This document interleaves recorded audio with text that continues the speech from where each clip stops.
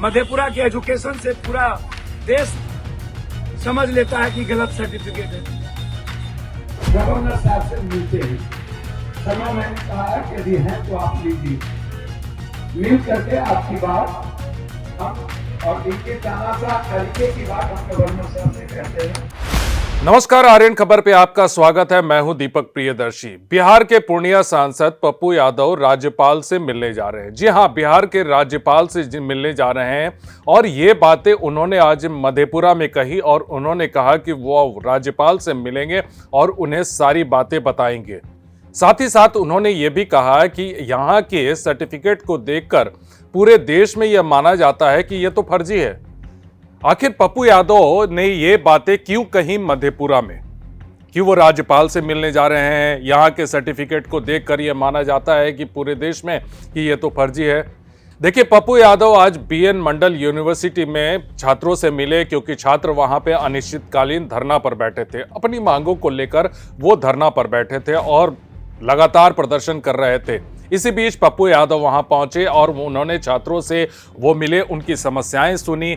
पहले तो उनका अनशन तोड़वाया, साथ ही साथ विश्वविद्यालय प्रशासन को बुलाकर उन्होंने जमकर खरी खोटी सुनाई। उन्होंने कहा कि यहाँ के विश्वविद्यालय से मिला हुआ सर्टिफिकेट ये माना जाता है कि पूरे देश में कि ये तो फर्जी है।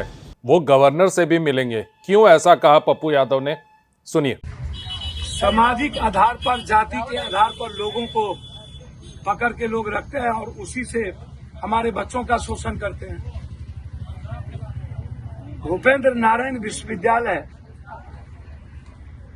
पूर्णिया यूनिवर्सिटी क्या खोया क्या पाया? हमारे लोग आए, उन्होंने भी लूटा विश्वविद्यालय को। हमारे लोग, घर के लोग यहां बने, उन्होंने भी हमारे बिहार, मधेपुरा, सहरसा, सुपौल का शोषण किया बच्चों का। उन्होंने नहीं समझा कि इसको मजबूत करना चाहिए।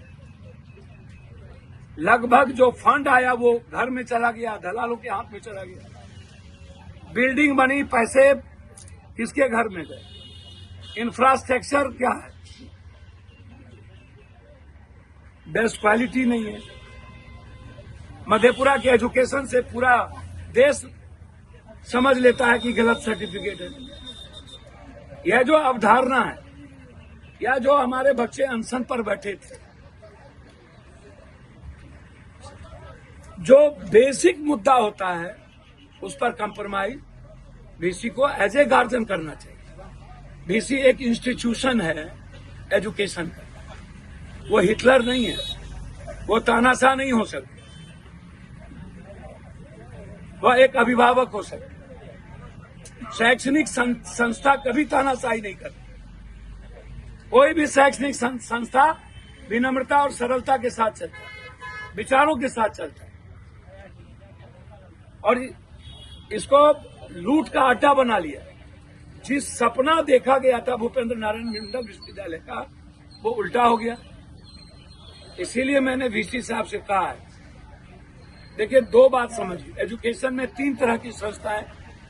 जब से बीजेपी की गवर्नमेंट आई उसमें आरएसएस का इन्वॉल्वेशन सबसे ज्यादा हो गया। आप याद कीजिए अर्जुन सिंह को। यदि आप अर्जुन सिंह को याद करेंगे तो क्रांतिकारी कदम था इस देश के बच्चों के लिए।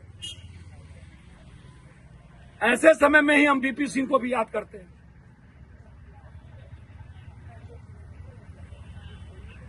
ऐसे समय में हम सेकुलरिज्म को याद करते हैं। ऐसे समय में कुछ पल के लिए हम महावीर बाबू को याद करते हैं।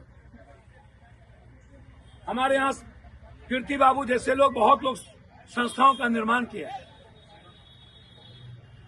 लेकिन हुआ क्या?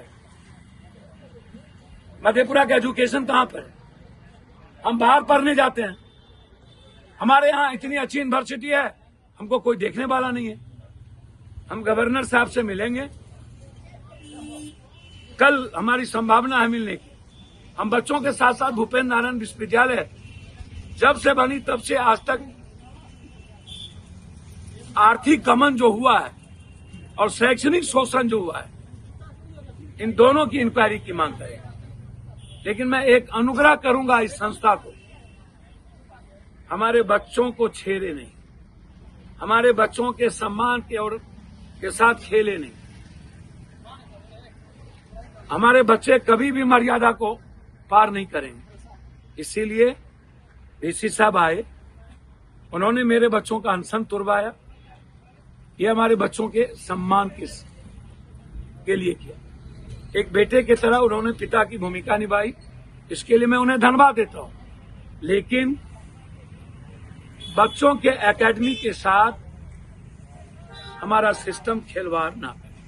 गवर्नर साहब से मिलते हैं, समय मैंने कहा है कि यदि हैं तो आप लीजिए, मिल करके आपकी बात हम और इनके तानाशाह तरीके की बात हम गवर्नर साहब से कहते हैं।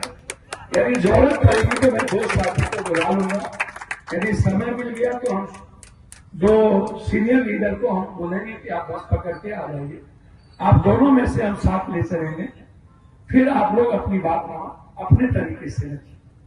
जैसे पटना यूनिवर्सिटी में हुआ, लोग हमारे कैंडिडेट को छाड़ दिए थे, एनएसयूआई के कैंडिडेट को, मैंने उसको बहुत सीरियस लिया और गवर्नर साहब के पहले ही डीसी को मानना पड़ा कि हम करेंगे सर।